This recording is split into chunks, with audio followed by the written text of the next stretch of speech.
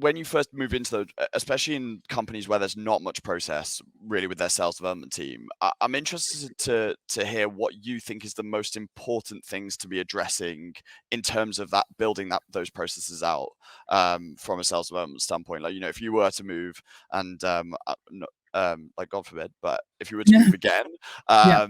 and like right now, fresh company, or if there's like a CEO founder who's looking to build their sales development function out, a brand new SDR manager, what would be for you the stuff that you would advise them really focusing on at the start in terms of building processes? Sure. Process is so important. That's the first thing that I looked at. I went to my CRO at the time and I said, look, this is what's happening at the moment. These are the problems. These are the solutions. I would urge anyone in life, if you've got any problems that, and you're trying to go to somebody with those problems, that you need to at least have a proposed solution for them.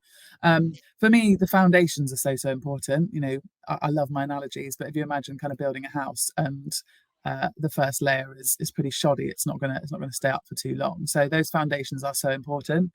There is so much information out there on LinkedIn, or blog posts, what have you. I always say to my team, there's so much advice to go and seek, but please, whatever you do, take everything with a pinch of salt, because people have got a lot to say, and what might work for me in my company is not necessarily going to work for you in yours. So trying not to run before you can walk, I think, is so important, and really focusing on getting those foundations right. Is it a case of, I spoke to somebody the other day that was having, who was a founder, and he was having issues with his SDR team, and it was all down to data. I actually pointed them in your direction, so you can thank me later. There we go. It was down to data. Not having data, and obviously, calling is our number one channel. That's where we book the most meetings. But that's not to say that we then can't work on any of the other channels. But if I was starting out, I would focus on getting myself to the point where I've got the good data so that I can call. Because I remember we would spend hours, my team back at Forecast, and when we were just trialing different data tools, and you just would be dialing somebody over and over and over again, and we just feel like we're hitting our heads against a brick wall. It's so frustrating.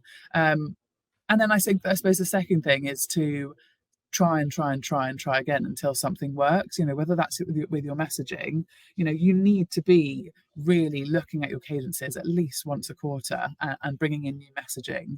The definition of insanity is doing the same thing over and over again and expecting a different result. If you're not getting meetings, if you're not booking meetings, you need to look at what you can change and what your process is. And that all comes down to being proactive at the end of the day. But I think if I was starting from completely fresh, it would simply be focus on one thing, get it right, move on to the next.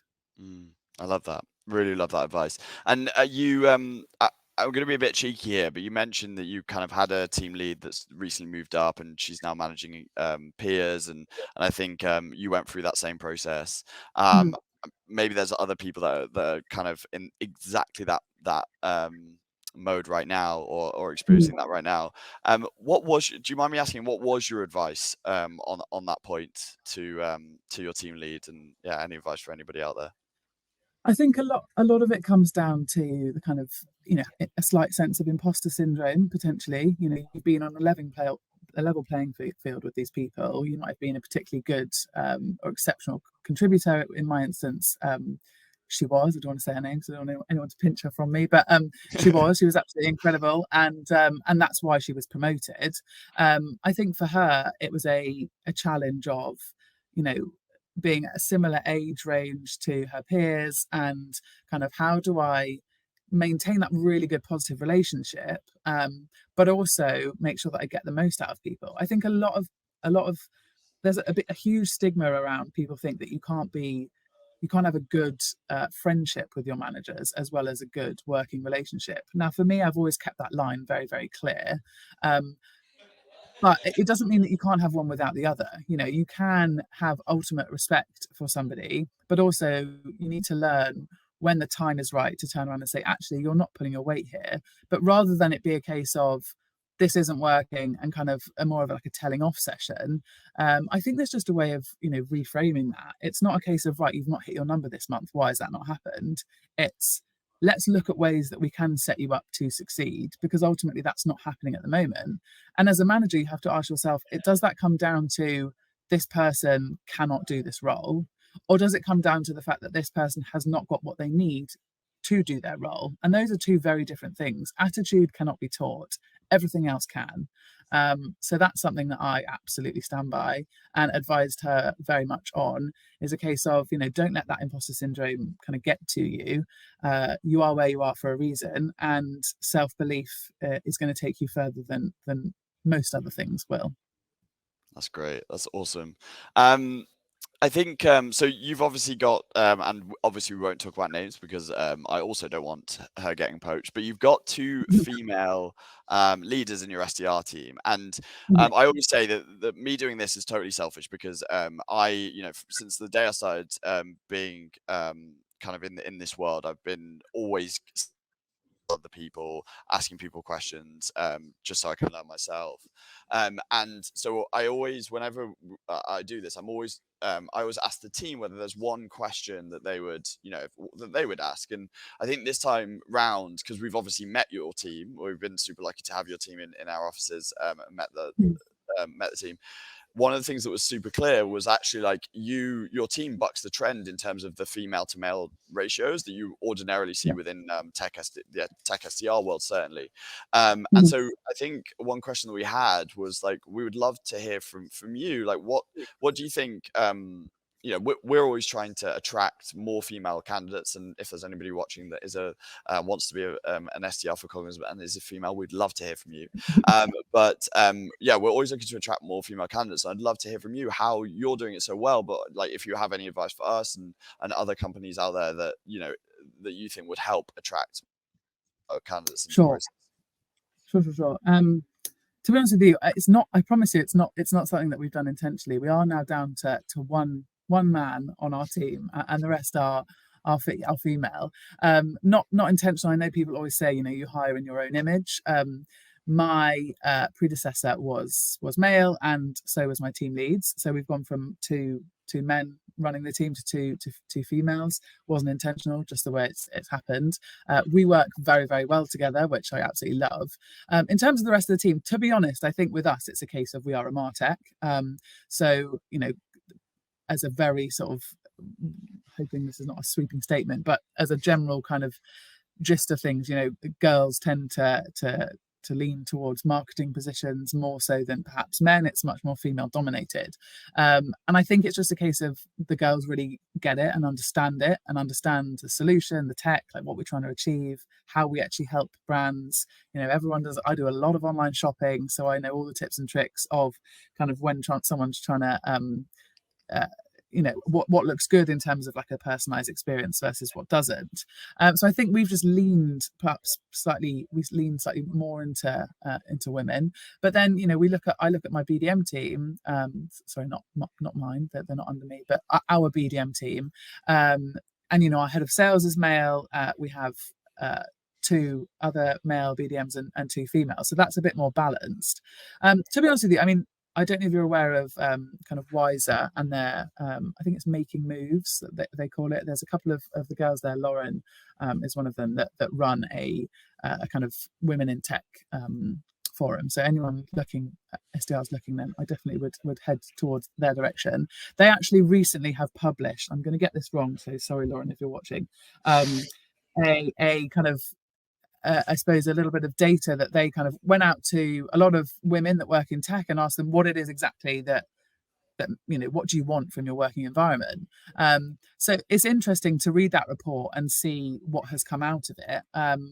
One of the top things was commission structure being a huge kind of incentive, and also women in leadership positions. I want to work for somebody where I can see somebody like me. It's the age old classic of you want somebody to kind of look up to and aspire to be in their role. So that was really interesting. Would recommend having a flick through that. And then interestingly, as much as me and all my friends go to the gym membership was least on the list of priorities. So ask your team, ask your SDR, ask your female SDRs, what is it that they like working, about working with Cognism. And yeah, but for us, to be honest with you, I think it's just a case of it's just the way it is. Not intentional, I promise. Well, it's great. It's really great advice. I really like, the idea of going to the team and kind of asking them, I think is obviously a complete no-brainer. Yeah, I'd love, we're super, super keen to have more people in. So if there is anybody watching, please apply on our website. Ellie, when we like the other thing that when you came into the office we spoke about was kind of Mm. like, I think you're really feels like you've really like you're building that fresh relevance team out, leveling them up, and or constantly leveling them up.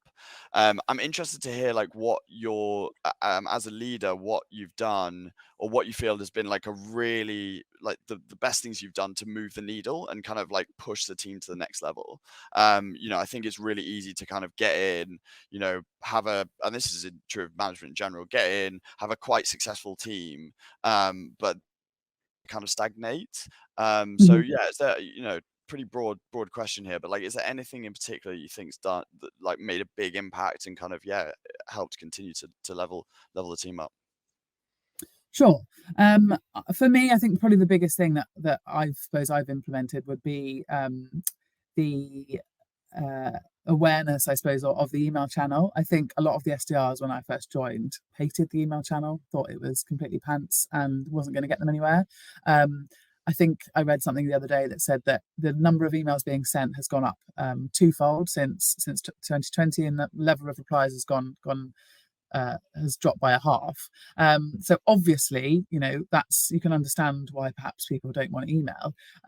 But doing a lot of enablement sessions around email, around follow-ups, implementing best practices, which is 25 to 50 words, keep it short and sweet, straight to the point, following a structure of clear, compelling event, an assumption. A question based around that assumption, value and a call to action. The list goes on. I've really, really spent an awful lot of time looking at our messaging. I think a lot of time cadences are built around, for us, it would be CRM e-commerce, which, people don't like being in cadences. Your prospect does not want to be in a cadence. People view their emails as a to-do list. And if your email is not relevant, it doesn't matter how personalized it is, but relevancy is so, so important. And personalization without relevancy is going to do a hell of a lot of damage to your reply rates. So I think for me, just bearing in mind that, I think it's people are 8 times more likely to open an email on their phone and 3 times more likely to send it via a computer. So being aware of that mobile optimization, is it short and sweet? Is it snappy? Is it in layman's terms and straight to the point? Rather than, obviously, I'm sure you do as well, Dave, receive so many emails. And not only are they not personalized, but they're just not relevant. I mean, I wouldn't mind them not being personalized if at least they were relevant, but they have no relevancy to me whatsoever, which is why they just get deleted. So yeah, I would say probably the email channel has been my biggest focus, and I'm very glad that it's going well so far. No, that's great. And honestly, I think it bucks the trend. I think you hear so Mm. much about Yeah. the email channel dying.